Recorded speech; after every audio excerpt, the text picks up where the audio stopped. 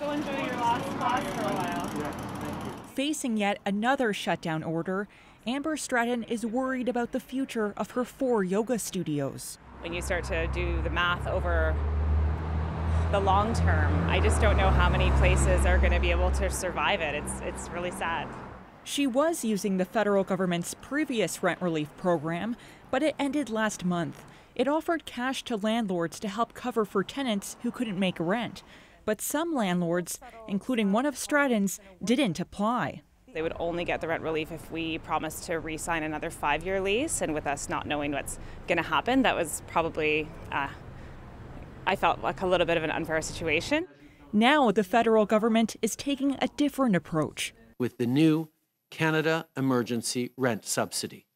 This will provide support to businesses directly.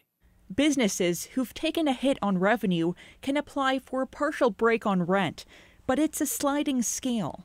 So it's not one size fits all. There is a range of support you get with your rent based on what your fall in revenue is. Businesses forced to close their doors due to public health orders can get up to 90% of their rent covered. This is really good news. It will help tens of thousands of businesses make it over the fall and into the winter period. But for those facing another round of shutdowns, this is not going to be enough. But for Stratton, it's a lifeline. She no longer has to worry about her biggest expense.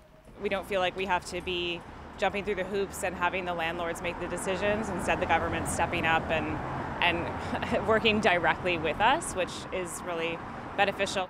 The question now is how long it will take for the money to start flowing. The legislation needs to pass the House of Commons, which won't sit for another week. Olivia Stefanovich, CBC News, Ottawa.